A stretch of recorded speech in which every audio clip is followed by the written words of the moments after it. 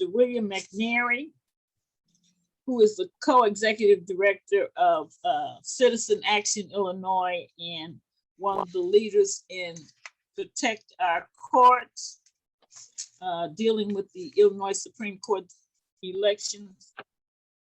And we also have Ms. Anusha Thotakura, I think is the way you pronounce it, who started off knocking on doors, and she has an MPP from the Harvard Kennedy School, and she's currently assisting in the Citizen Action Illinois Protect the Courts campaign. I'm being really brief because they all got such great information. And last but not least is our own Carol Levine from Courts Matters, who will be talking about the judgeships going down from the Supreme Court. And I will turn it over to Mr. McNary and Ms. Anusha, and you guys choose who goes first. Thank you so much for joining us, and all of you who are on the line, thank you so much for joining to hear this important discussion. Well, thank you, Betty. Good evening, everybody. And thank you for that overly generous introduction. My name is William McNary, and I am with Citizen Action Illinois. And as Citizen Action, we say there are three kinds of people. There are people that make things happen, there are people that watch things happen, and then there are people that don't know what's happening. I can't think of any place else in the world I would rather be on a Monday night than right here on a call full of aggressive, progressive women who are not just content to spectate, speculate, postulate, or pontificate about life. You all are women taking action. You all are, democracy is not just a noun, it is also a verb. You women are not the barometer. You women are not the thermometer. You don't just measure the temperature, you are the thermostat. You all are getting ready to change the temperature. And rightfully so. We've got rights to restore. We've got a democracy to uphold, and we've got a planet to save. So we thank you all for what you're doing, and we thank you for what you're about to do. Anusha Thotakura, our program director, and I, we're going to talk about the Illinois Protect Our Courts, Save Our Rights campaign. I'm going to be very brief so she can get her presentation. She's going to do most of the presentation. But the purpose of this campaign is to alert and educate voters about the political importance of the upcoming November election races for the Illinois Supreme Court. A recent court decision by the U.S. Supreme Court have drastically curtailed federal legal protections in the areas of reproductive freedom and workers' rights and voting rights and environmental protections, safety from violence. As a result, the Illinois Supreme Court remains the wall of defense that's going to protect the rights in these November elections here in Illinois. And the elections this year is actually going to decide the balance and the direction of the courts. Currently, there are 4 Democrats and 3 Republicans on the court, and then there are 2 seats up. So literally, it could shift from 4 Democrats to 4 Republicans on the court. And again, that we believe that was sincerely change the direction of our state. By the way, judicial races, as Carol, I'm sure, will point out, are normally low voter interest. And so the purpose of this campaign is also to increase voter attention to the state Supreme Court and to increase voter activity around the state in the Supreme Court races. And we also need to educate voters about the current rights that we have at risk. And let me just skip over to the fact that no thanks to the bunch that gathered on January 6th in Washington, D.C. in the Capitol, we still live in a democracy, and we cannot allow the rich to begin to control what happens here in Illinois. The richest man who used to be in Illinois, he's in Florida now, but the richest man in Illinois, Ken Griffith, and his rich buddies have already bankrolled $6.5 million they put up already to try to influence the Supreme Court races. And why not? In the past, they used their money to elect former Governor Bruce Brown, and he once used his money to defeat the re-election of Supreme Court Justice Thomas Kilbride from Rock Island. And rather than use his money to pay his fair share to fund health care and human services and education and public safety, he and his friends funded a massive campaign to defeat the fair tax. The Reading Capitol Facts this past Friday about a new GOP campaign. They call it the Firewall Project, The Firewall Project PAC is a joint fundraising committee designed to raise money for the Republican candidates for the Illinois Supreme Court races. And so money is going to be involved, but I'm a firm believer that if we are united and our message is clear and we turn out our voters, we can win. You don't have to live in the 2 districts that are up in the Supreme Court to influence the outcome of those Supreme Court races. Organized people can still beat organized money if we are organized enough. I want to talk about one aspect of the Supreme Court campaign, and then I'm going to let Anusha give you the nuts and bolts. So I'm going to be quick. The aspect I'll talk about, there are 2 parts. There's a grassroots portion of it, which Anusha is going to talk about. But the second portion of the Illinois Protect Our Courts campaign is the Leadership Council. These are people like yourselves who are basically going to be doing, we're going to be doing a variety of activities. Right now, there are 100+ members of it, research and distribution of information about the rights of state. We're going to educate the members of our organizations about the Supreme Court campaign. We're going to have direct voter contact with volunteer grassroots activists, reminding them about the campaign.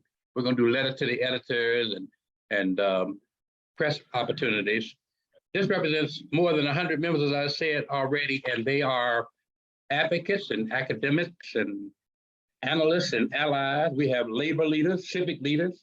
We have civil rights leaders, women's rights leaders, immigrants' rights leaders, environmentalists, gun safety, healthcare, civic leaders, professors, law professors, U.S. attorneys, and other members of the judiciary. And I would hope that each one of you will join the leadership committee of the Supreme Court so that you can stay in touch. We also continue to share information as we get it. Last week, we had Celinda Lake, for example, come on and talk about how to talk about abortion politically. And so just stuff like that, which we think is timely and something that we hope that you all be interested in and we can continue to share. The co-chairs of the leadership committee are Julie Hamos, Larry Rogers, Jr. attorney Renato Mariotti, and this woman named Betty Magnus is also a co-chair. So with that in mind, I've done the leadership committee part. Now you're really going to hit the nuts and bolts of the campaign on the grassroots side. We are fortunate to have a young person who is going to be a voice of change. So I wish for her that she gets a double portion of strength. I cannot get her. A double portion of encouragement from all of you all. And so let me introduce Anusha Thotakura to walk you through the grassroots portion of the campaign. Anusha? Thank you, William, and thank you. I see some virtual rounds of applause. Thank you so much. I'm really excited to share a little bit more about what's at stake with the Supreme Court and how people can get involved. I'm going to share a presentation, but I was telling Betty earlier that I recognize a lot of names from folks that I've mailed postcards to. There are over 400 people that I have sent postcards to. So, thank you so much for helping us to get to our goal of sending 200,000 postcards. We are nearing the finish line. We have about 15,000 left.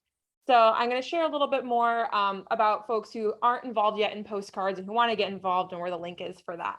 But thank you so much for giving us the time to speak today. Please also feel free to interject with any questions. I'm going to try to keep it moving so that we can get through the information. But of course, if you have questions, feel free to ask at any time. I'm going to start off with a map here of where the Supreme Court districts are. Most of us probably live in Cook County. We are not one of the open seat districts this year, but you can see how the Supreme Court maps have changed this year from the first time since 1964. There are 7 justices on the Illinois Supreme Court. 3 of them come from Cook County, and the remainder of the 4 justices come from each of the other districts shown here on the map. The competitive elections this year with open seats are in the 2nd Judicial District, which includes Lake, McHenry, Kane, Kendall, and DeKalb counties. And the 3rd district here, which includes DuPage, Will, Kankakee, Iroquois, Grundy, LaSalle, and Bureau counties. Cook County, we have a retention race, which isn't seen to be as competitive. So again, we're just focusing on the 2nd and 3rd districts for our Protect Our Courts campaign. And there's another retention seat in another district that we don't think is going to be competitive and worth our attention this year. So as William mentioned, there's a 4-3 Democratic majority. And those 2 open seats, one in the 2nd district is because of a retirement, and one in the 3rd district is because of a failed retention, which William also mentioned was because of Justice Kilbride losing his retention race in 2020, which I will also talk more about.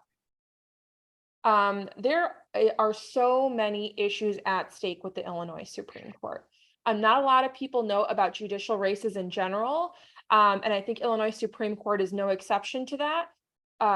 Justices on the Illinois Supreme Court can rule on the constitutionality of any of these issues that are on this slide and more. They can decide whether or not abortion remains legal in Illinois. They can decide on voting rights, from ballot drop boxes to automatic voter registration.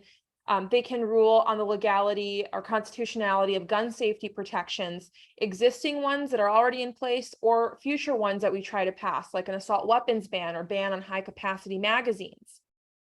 Immigration rights, like medical care for immigrants, and detention protection, detention rights, marriage equality and other LGBTQ rights, especially for LGBTQ youth, labor rights, retiree rights, pension rights, and existing and future environmental protections. Anything that is currently as part of our law can be litigated, and future laws could also be stopped at the Illinois Supreme Court. So any issue you care about, it's at stake. And just to spell out what's at stake, I'm going to show a couple of headlines from the past couple of months. This is from 2 months ago. Abortion in Illinois imperiled if GOP takes control of the state Supreme Court in November. If we lose this election, there is absolutely no guarantee that abortion will be legal past 2023, an abortion rights advocate said.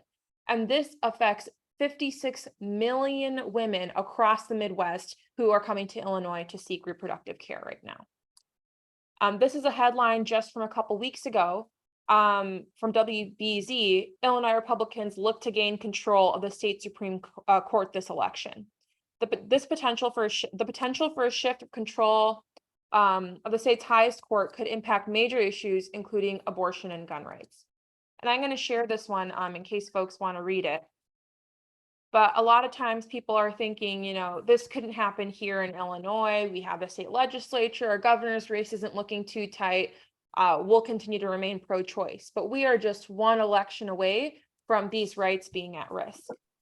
And just to show you the power of Supreme Courts across the country, state Supreme Courts, in Wisconsin a couple months ago, there was a headline, Wisconsin Supreme Court disallows absentee ballot drop boxes.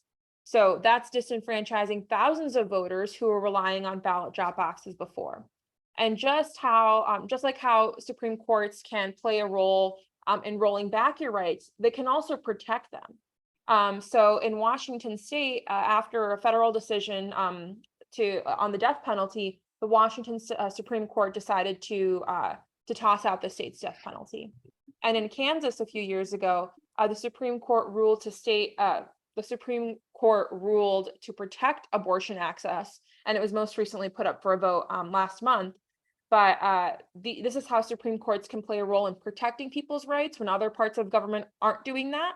And also, even if other parts of government are progressively controlled, how they can play a role in rolling them back. And what just makes Supreme Court races different from other types of races? 10-year terms. Yeah, they're 10-year terms. This is not like a congressional race or a state legislative race where if we don't win this time, you know, we can get them next year. There are 2 open seats, and the candidates that we elect will be there for 10 years. And when they run again, they will not be running in a regular race where you're voting between 2 candidates. This year, for the open seats, you'll see the Democrat's name with the word Democrat by it, the Republican's name with the word Republican by it, and you're voting between 2 candidates.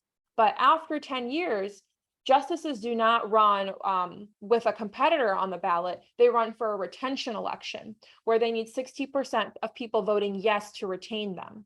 So it's really hard to get rid of someone once you get them into office. When the second or third time or next time they run for office, it's going to be a retention race. That's only happened once in Illinois history, where a Supreme Court justice had a failed retention, which I mentioned is Thomas Kilbride's race in 2020. Another important thing is that judicial campaigns have special rules for candidates about how they can communicate their stances and raise money. So whereas other candidates can say, I'm 100% pro-choice, or I will always be a champion for gun safety, Supreme Court candidates aren't allowed to talk about how they would rule about hot button issues or issues that could come before them in the court. So if you're looking at certain candidates' websites and wondering, why don't they have anything really clear about this issue that I care about? It's because they, just as part of the type of race that they're running in, they are not allowed to make statements like that. So that's where we come in as a third party. We can spell out for voters, I care about this issue, and that's why, it's important to vote in these elections. And they also they have restrictions on how they can raise money. They can't ask for money themselves, like a member of their staff will have to do that. And as William's already mentioned, while these races are high stakes, many voters aren't aware that they're on the ballot this cycle. Drop off is a huge problem. We get people out to vote for the top of the ticket, but if they don't flip over their ballot and vote for those races as well, we are going to have a really tough time winning these seats.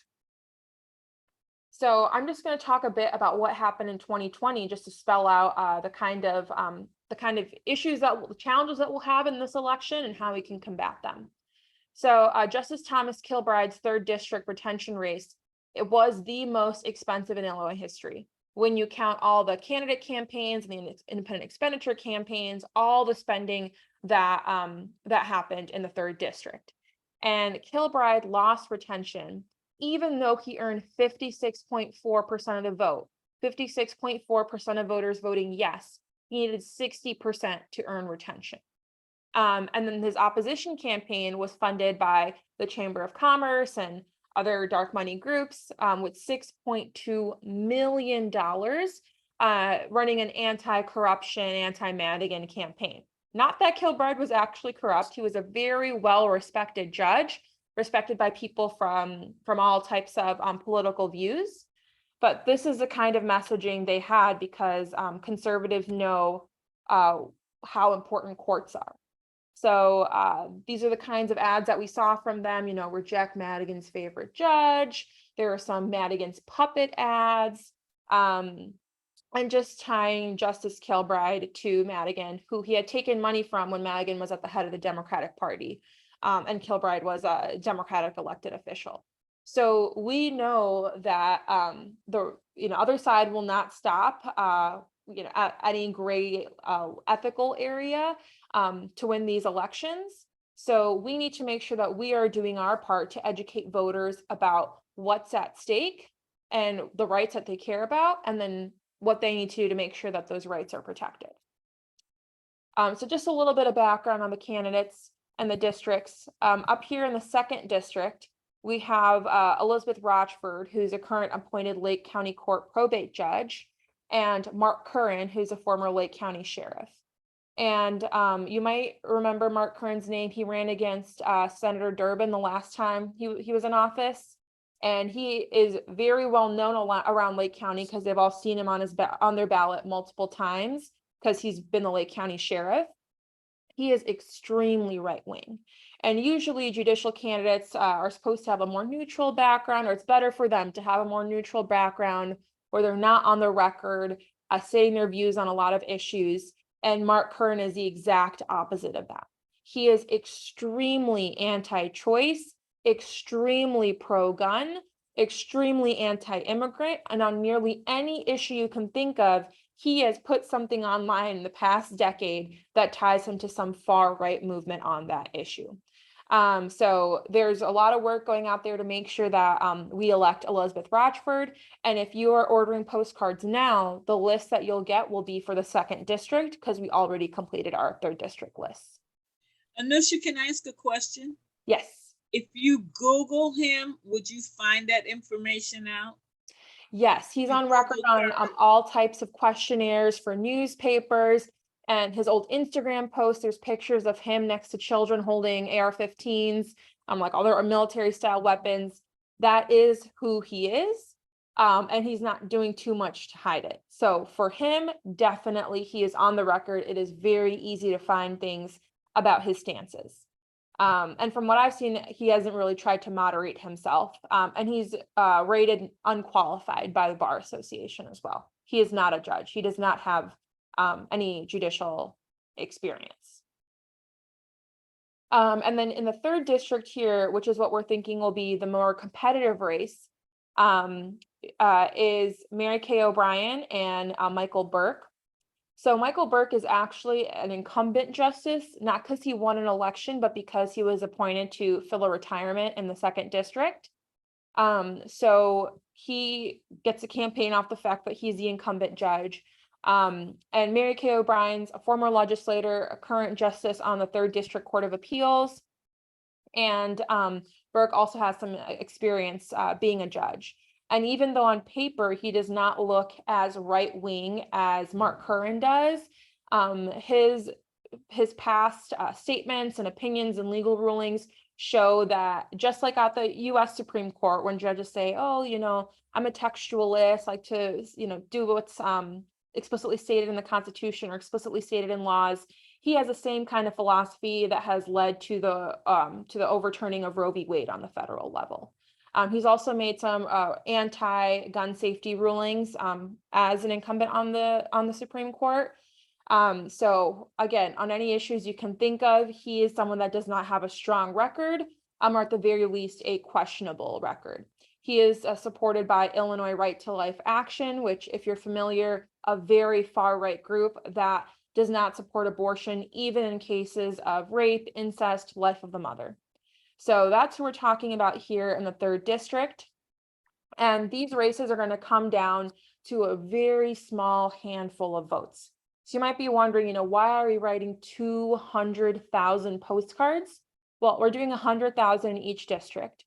And most folks like to compare like a standard general Democrat to, they call it Attorney General Kwame Arula, as like he's a standard Democrat. You can see how a standard Democrat would perform based on his results.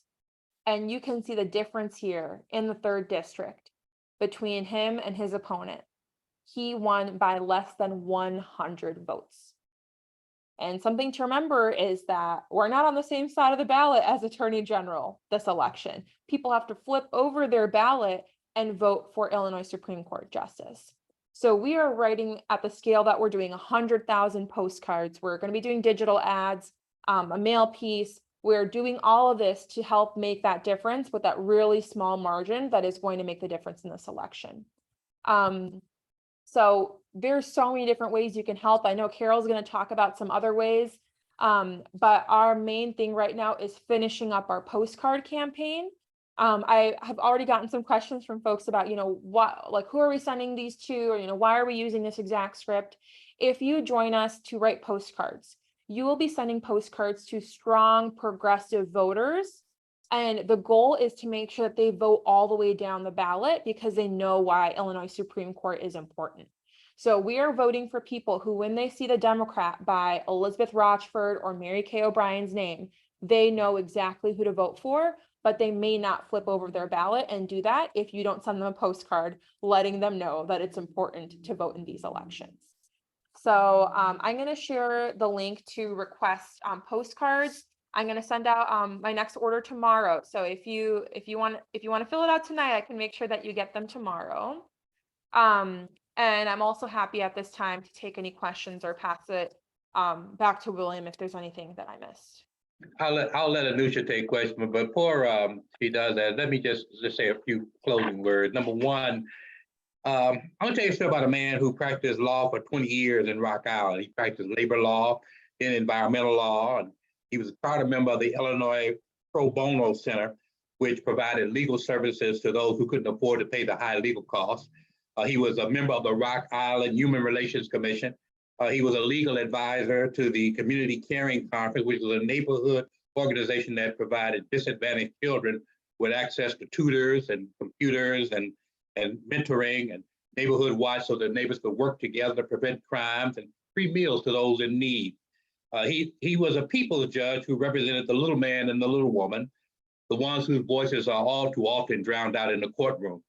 He was a man who understood that the law can affect ordinary people in real and profound ways.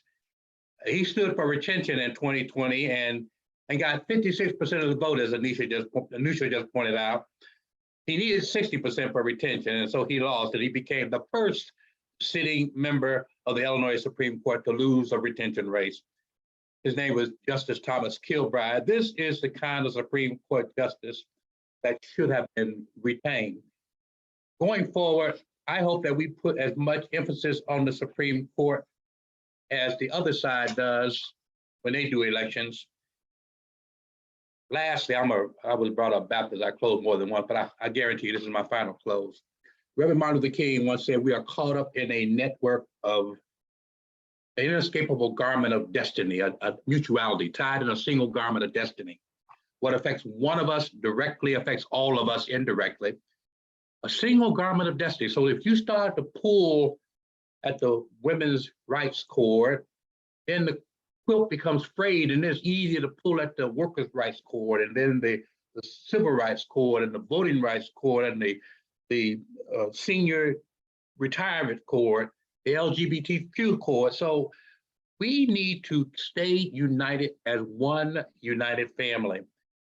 The federal court, if we stand together and we're united and our message is clear, we will win. It takes three things to win Chicago Women Taking Action. Number one, it takes a disciplined message. Number two, it takes passion. Passion will sustain us in the long haul. And finally, it takes unity. A little bit less Descartes and a little bit more Harriet Tubman, a little bit less I think, therefore I am, and a little bit more let's walk together, children, and don't get weary. Chicago Women Taking Action, you won before, you can win again. I'm so excited to be here with you tonight. And I want to be the rest of the time for Carol and for questions for Anusha. Any questions for Anusha, or should I let Bet? Who's running? I have a tendency to take over, so I'm gonna stop talking and let Betty take over. Well, I was just going to say that if you have questions, you may be thinking over what Anusha just told us and what William said, and you can put them in the chat. Anusha said she would take them right away, but most people aren't asking. I don't see any hands up. So I'd like to go ahead and give Carol the opportunity to give her presentation. And if you think of something, put it in the chat box. Thank you. Go ahead, Carol, you're on mute.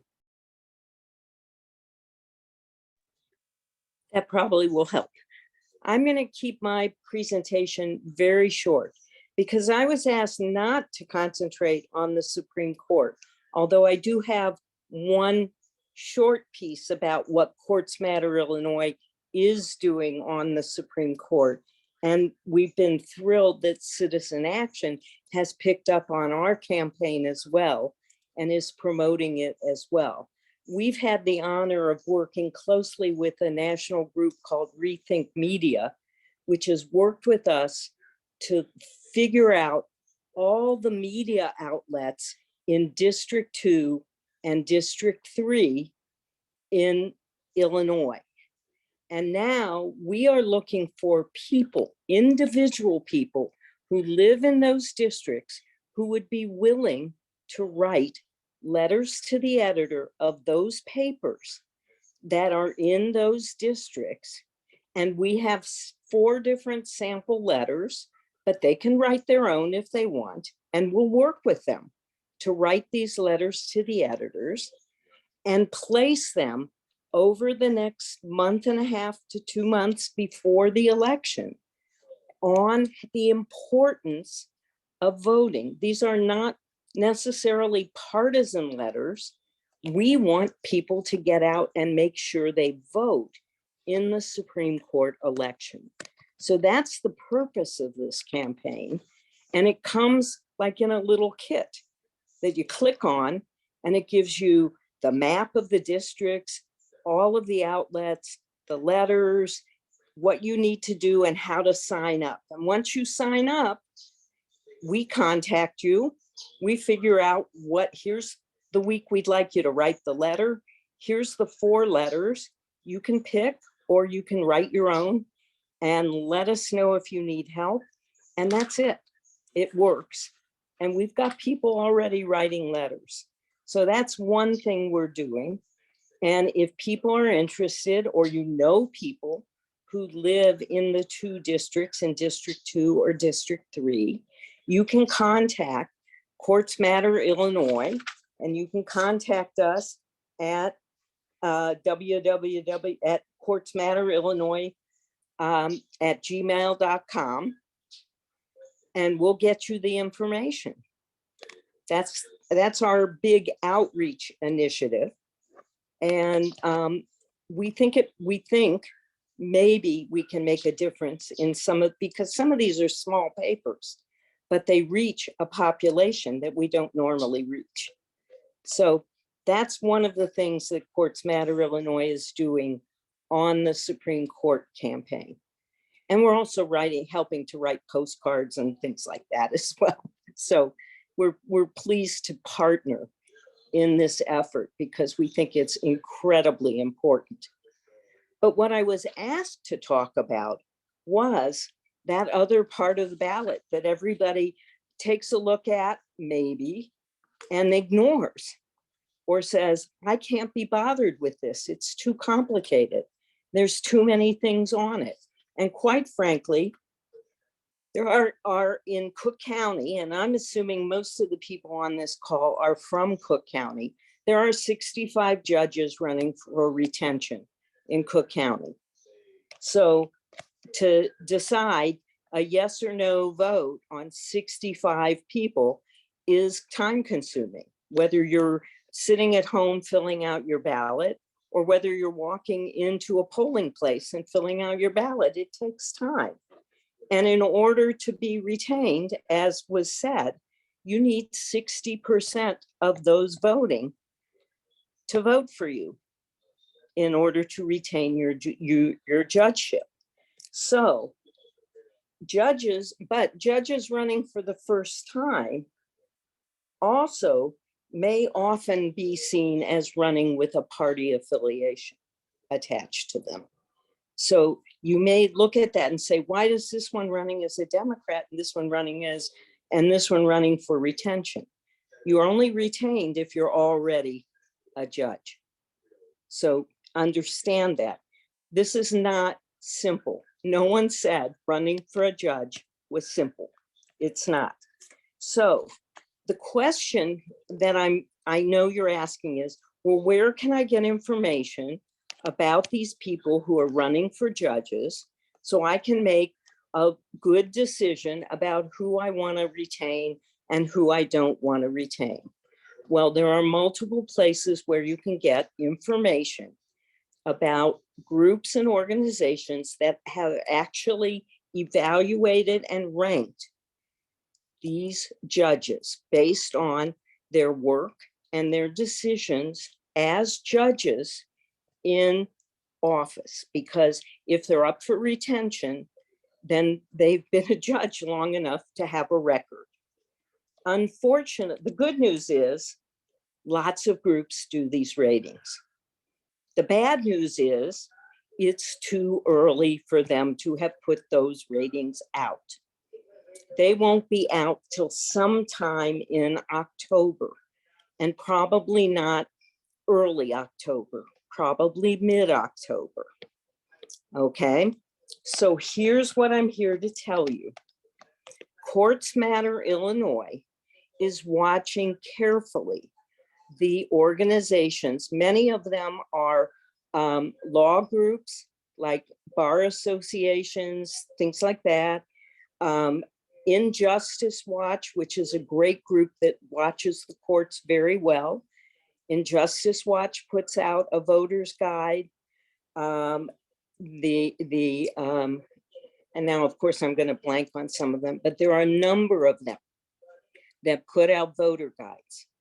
Once they release their guides, we will put together a list and with a link to where those guides are, so that you, the voter, can pull that list, get the list, pull it, and I can assure you Chicago Women Take Action will post that list because they've done it every time.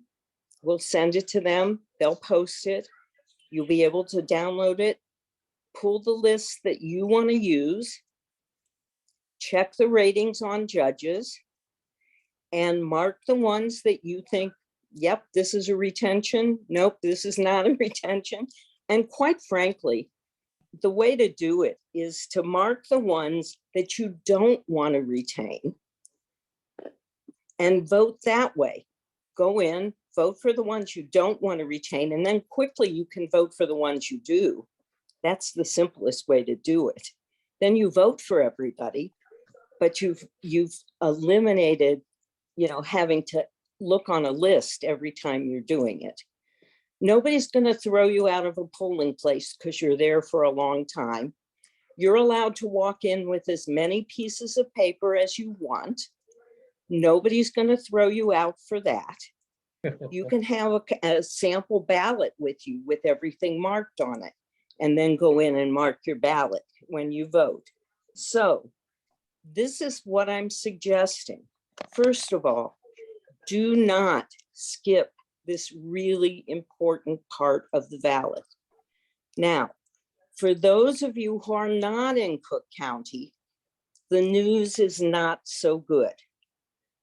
The only other place outside of Cook County that does any kind of judicial ranking is the Lake County Bar Association.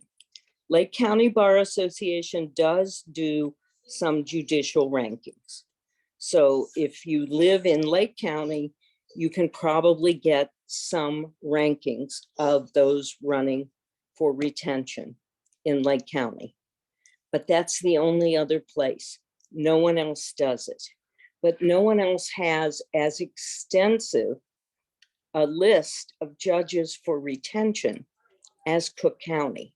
So no one else is walking into a ballot with 65 names on it that you have to go through. So my request to you and to everyone you can talk to is to say to them, please, please, please, do not skip this part of the ballot. It's important. You've got to vote for these people. You've got to figure out who to retain and who not to retain.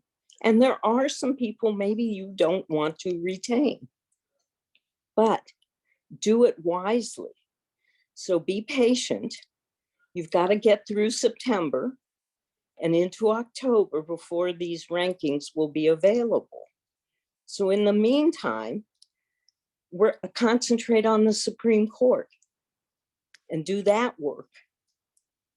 And then in October, when these rankings are out, you can concentrate on the lower courts and who you want to vote for there and who you want to retain and who you don't want to retain. But that's my suggestion. We'll put the lists out. We'll tell you where to get the information. We will not tell you who to vote for. And I'm open to questions as much as I can answer at this point. I see a question in the chat, which I just opened up. Reading is fundamental, and it's from Hetty Ratner, and it said, is fair seats money in this election through Leo? Not with the Illinois Protect Our Courts campaign. We were just recently in a meeting, and there are basically 5 places that this person talked about putting money. We're in a money meeting trying to raise money. He said you can give it directly to the candidate. You could give it to the party, whether it's a Republican or Democratic Party. You could give it to the independent expenditure campaigns, or you can give it to groups that care about these efforts. He talked about us, but he also talked about Personal PAC. You should know that we have weekly meetings with Personal PAC. Terry Cosgrove, who is the director of Personal PAC, decided that he thought this was so important that we have weekly meetings to talk about how to push this campaign forward, as well as his efforts. And so he's taking one of the districts, taking lead. His person is taking one of the leads on the district, as Anusha is taking the lead, but we're all working together.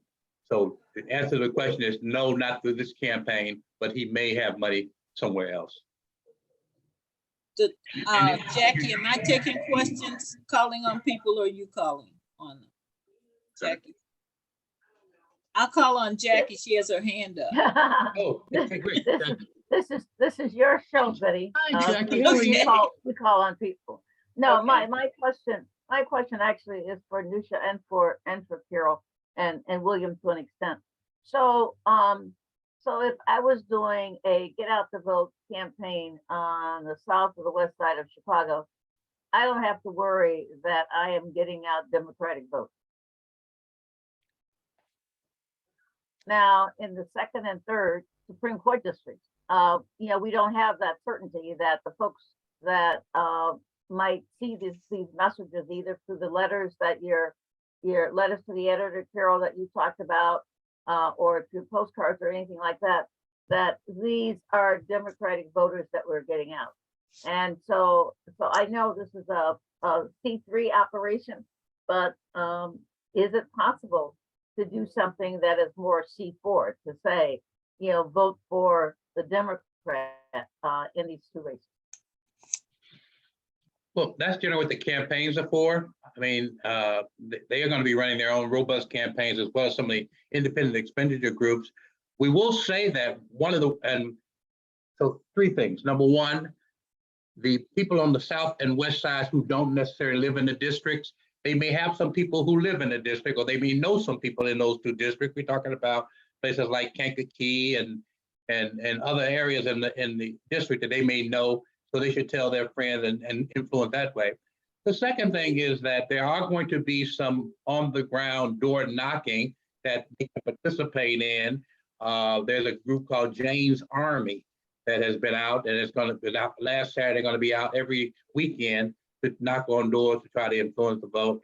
And lastly, let me just say that in addition to that, the people who want to, we are going to have voter guides that we're going to put out that highlight the difference between a current record versus a Rockford record. So people, though it's nonpartisan, they can understand what rights are at stake. So you want to add to that, Carol or Anusha?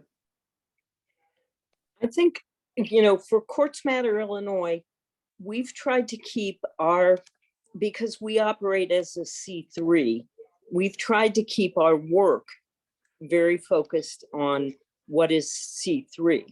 I think when you present to someone, when you're door knocking, you're trying to get out the vote, you can present the issues as here's the issues.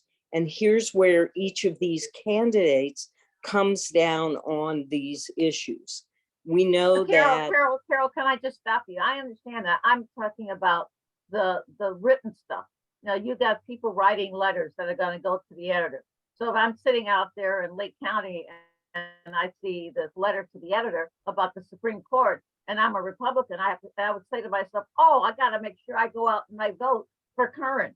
So that's what I'm trying to get at, is how are you working to make sure that Democrats that we want to have come out and vote without energizing the Republicans who don't want to come out and vote? Well, in essence, with I think one exception, none of the letters to the editors that we are suggesting mention any of the candidates. Actually, none of the letters mention any of the candidates. They're about making sure that you follow this particular Supreme Court campaign. They don't talk about— Carol, that's not helping me. So how does that get out the Democrats and not get out the Republicans? I mean, why do you think you're not stimulating Republicans to come out and vote with these letters? Well, hopefully we've written them in such a way that it won't. But you need to see the letters, Jackie, and hopefully that would convince you. Okay. I would agree to that. Just to note, like, I've read the letter to the editor templates, and they're very issues focused. No matter what type of party that people identify with, people care about choice right now. People care about like healthcare costs. People care about the environment. And so the letters that Carol and her team have are very issues focused. So yeah, maybe there's people that are pro-life that might read that letter and be like, oh, I got to go vote against the Republican. But we know where people or go vote for the Republican, but people know where, people are progressive on the issues, even if they might not vote for the Democrat all the time. So seeing those issues, even without a party label, will turn out people for these races. That's, I think, the goal. So even if there's some Republicans that read this stuff and go out and vote against our candidates, there's a lot more folks who will see that and be reminded that they can't skip it on the ballot. Well, Jackie, you are very correct that what we found in our polling is that for the most part, the Republicans that are solid Republican are going to go vote for the Republicans, and the Democrats will vote for the Democrats. So number one is a matter of turnout. But the second thing is that when we focus on the issues, it turns out that choice is very popular even among Republicans, and gun safety is even popular among Republicans, and voting rights is even popular among Republicans. There's a lot of Republicans who have a bad taste in their mouth about some of the things that are going on in DC. And so those are the Republicans we hope to influence. But let's be clear, our focus, Citizen Action's focus, and the people that you're going to be writing postcards to are about turning out the progressive voters. I'm going to take a stab. Does that answer your question, Jackie? Okay. I'm going to take a stab at Sharon's question. I believe with, Sharon. Sharon, what I do in Rainbow Push on election day with regards to polling places that appear to be doing things that are underhanded, there are two things I do. One, I refer everybody to 866-OUR-VOTE, which is the election protection hotline. It's a national number that anyone can call and report anything that looks suspicious or wrong. The other thing that I do is refer them to candidates that they are supporting and let the candidate know that something's going on wrong in that particular polling place. They're more than likely going to have some lawyers or someone who can go out immediately and check and see what's going on. I do call the boards of election and the county clerk. We have lawyers at Push who call them when we have issues that are of concern. But the first place we call is the 866 number, and we refer John Q. Citizen to that number. They will take calls from you, and you can report any incidents that seem to make things out of order. And you can report anything as simple as the polling place wasn't ready to open at 6. Are they going to keep it open later? If enough people call when a polling place isn't open on time, they'll end up keeping that place open a little later. Mary Gardner, you have your hand up.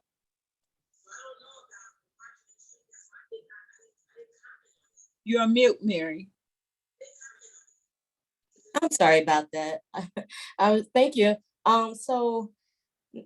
Understanding the importance of the Supreme Court campaign, I was just really alarmed when I heard that we'll have to choose we'll have to decide on 65 judges being up for retention. And I'm a triple D voter when I go to the polls, and I'm concerned about us being able to get that message out to I know Carol said that they're going to put a list out with the link in mid-October, which I think is great. But as I think about the 7th Congressional District in terms of how do we get this information out, guys, we have 65, we need to vote 65 times on the other side, first of all. And notwithstanding the fact that downstate is important on the issues, I'm not sure how we tie those campaigns together. And also, I was just in a meeting the other day where I believe they were talking about a constitutional amendment that's going to also be on the ballot that we will have to decide. So there are 3, how do we do all of that is my question. Well, here's the thing. I am recommending to people, and this is just my personal opinion, like I ordered my ballot today. If you get your ballot in advance, you have time to look at it. You have time to check out those judges. I respect, for example, and that's the other part of Sharon's question. I respect the opinion of Reverend Jackson, for example. I respect the Cook County Bar, the Women's Bar. I look at what they say about candidates, and a lot of times that differs. The Decalogue Society has their own list of candidates. So there are people who you trust that put out judicial recommendations during the election. So when Carol named some of them for you. But the other side of the coin is, if you order your ballot in advance and they send it to you, that's the good thing about getting your ballot on paper in advance. You got time to kind of look and say, oh, you know what? I saw that judge's name in the paper and he gave a ruling that I thought was horrible. You make a mental note, that's somebody you're going to say no to, whether any bar recommended them or not. That's based on what you saw about that judge. So I am a firm believer in getting a vote by mail ballot. And then that gives me time to kind of look around. And then, like I said, there are elected officials who put out judicial ballots in addition to their ballot asking you to vote for them. There are elected officials who are not running who will put out ballots about judicial candidates. And of course, the parties will put out a ballot that says vote for all of them. I never do that, without knowing who I'm voting for. And most times I end up with what, if I were voting on a machine, it would say, you skip some names, but I skip names on purpose because if I don't want to vote for you, as opposed to saying, no, I just skip it, period. So you don't get a vote either way. But that's just me. I mean, everybody figures out their own little plan. Questions? I'm sorry, I'm rambling on. On the first part of the ballot, since we were told to deal with the Illinois Supreme Court, I'll be doing a speech tomorrow about the Workers' Rights Amendment and the Illinois Supreme Court. 2 reasons to go out to vote. We don't just vote because people are on the ballot. We vote because issues are on the ballot as well. And Citizen Action supports the Workers' Rights Amendment. Basically, it puts into the Illinois Constitution the right of workers to organize and fight for fair rights, workers' rights. And so we think that should be enshrined in the Constitution and not be at the whim of a governor. We had a former governor who was trying to make sure that workers did not have the right to organize. And that's the reason why this is on the ballot. But that's just, but I'm off topic, but you brought it up. So that's what our opinion is. Oh, by the way, let me be clear. Anusha had to get off the call because she's got other presentations she's going to do tonight. But she wanted to thank the 4 volunteers who signed up for postcards. If anybody else wants, that's 650 more postcards right there. If anybody else wants to, please do so. And finally, I think that every woman that is on this call should be a member of the leadership committee that Betty is the co-chair of. I will let Betty decide who gets on and who's not. I don't know, maybe it's an opt-out situation, but I mean, we have good information. We have polling, we discuss the races. And so if you get on the call, get on the list, then we'll be glad to send you information. You are opinion makers and opinion leaders, and we want you to have all the information that you need to be able to give to the people that you contact with. Okay, I'm going to go back to Sharon for a minute. She mentioned the Illinois State Bar Association and the CBA, Chicago Bar Association. I'm going to tell a little story. The Chicago Bar Association and Illinois State Bar Associations are groups that I do look at now and have respect for. But I personally joined IBI's judicial committee that selects judges. We do our own list of judges, and I joined it 25 years ago because back then, if you were a lawyer running to be a judge, if you were African-American, or if you were female, if you had 6 years or less, well, if you were African-American, you never were found qualified back then. If you were Jewish, you weren't found qualified back then.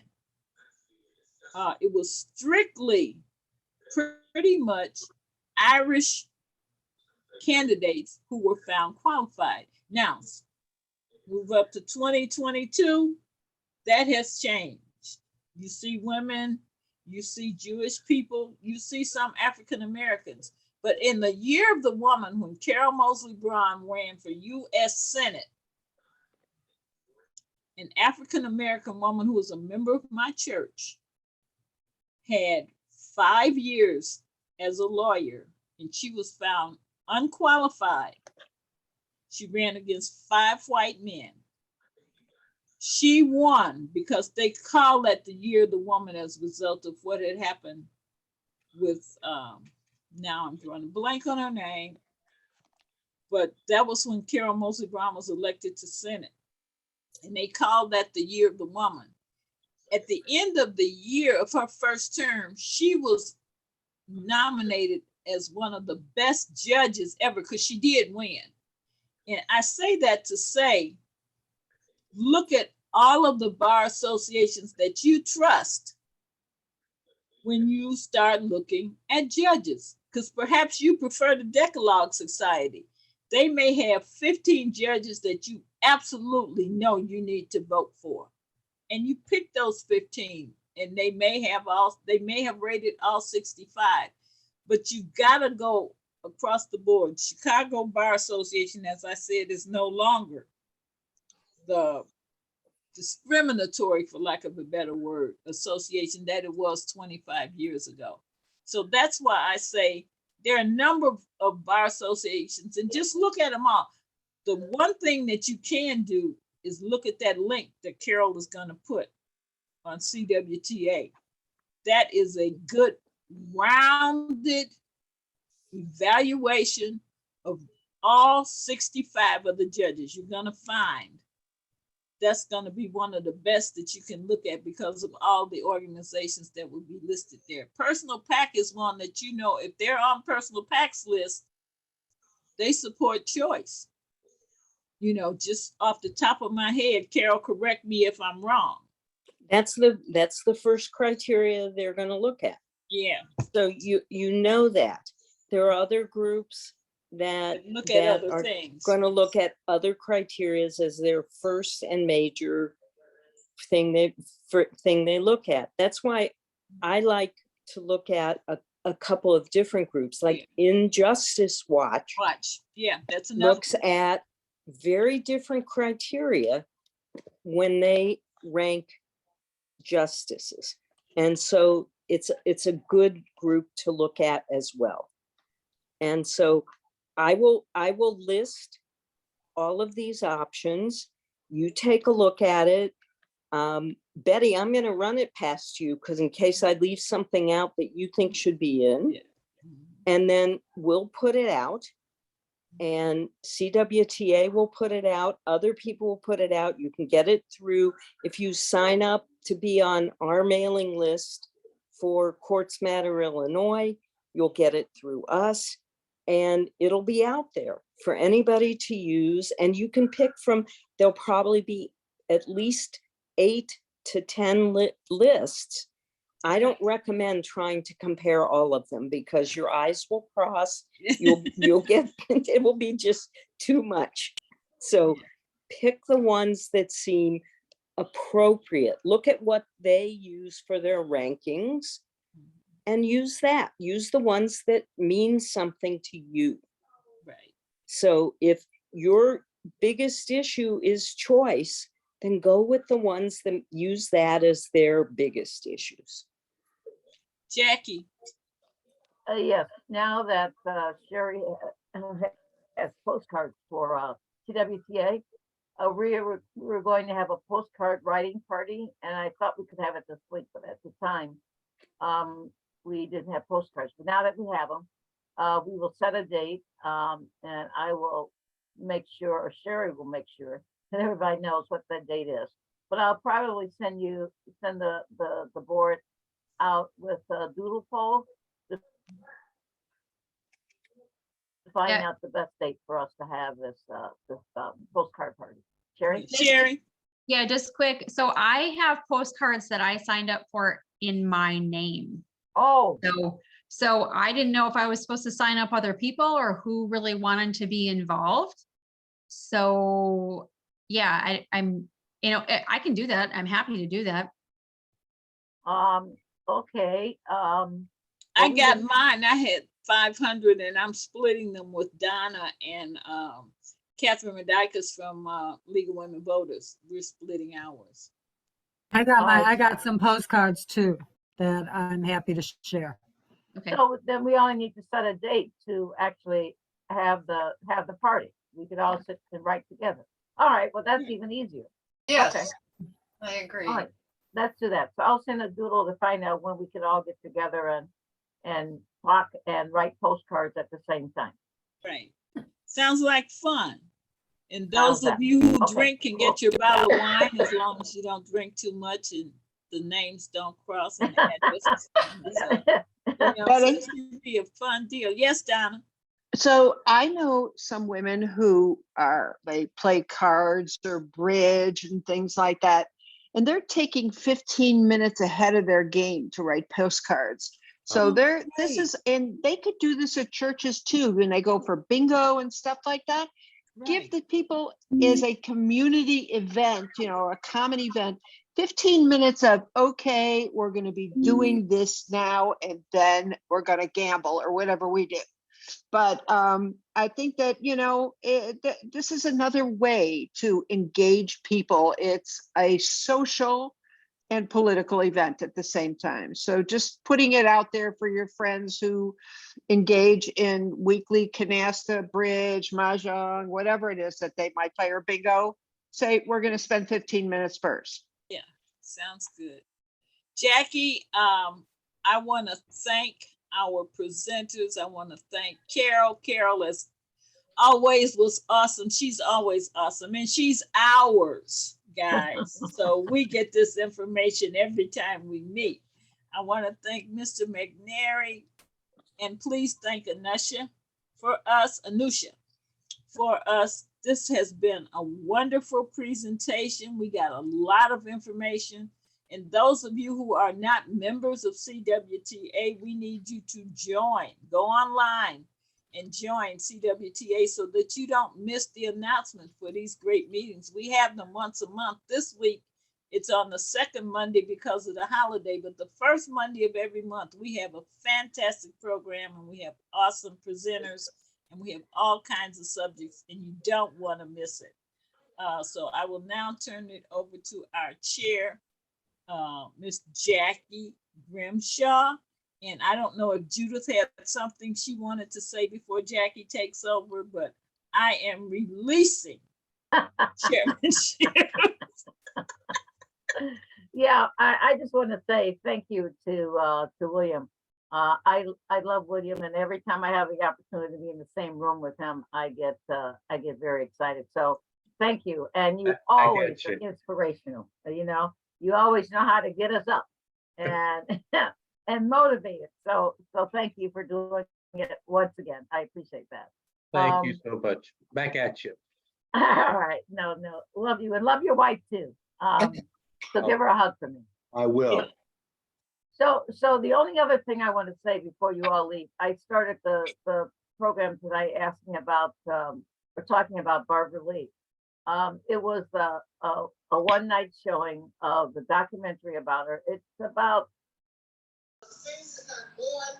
75, 90 minutes long, something like that. I didn't time it directly, but it is available on Prime, Amazon Prime. So if you want to get together several folks who are interested in, you know, the bravery of this woman and her career and how many things she's done, all the way from working on AIDS to being chief of staff to Congressman Ron Dellums to being having Shirley Chisholm as the mentor. And last night she had on the ring that Queen Elizabeth had given to Barbara Lee. Wow. Shirley Chisholm. The Queen had given to Shirley Chisholm when they met. And it was a ring with a blue sapphire that was made like a tiara. So, and she was wearing Shirley Chisholm's pearls around her neck. So anyway, so she's had a wonderful life, and so you can watch it on Prime, so get together a bunch of folks. You have to, it's behind the paywall, $2.99 or something on the paywall to watch this documentary. But it's well worth it, even if you just do it by yourself, without family and friends around. But you know, I enjoyed it. I might do it again just because it was so inspirational. So, Yeah, Jackie, if you could set something up, I would love to see it. And before you go, I think Phyllis had her hand up, then she Oh. took it down. I don't know if she, oh, I thought that was an applause. oh, okay, Phyllis, was that an applause? Or did you want to say something? set a hand. Applause, Oh, applause. thank you. Thank you. Thank you.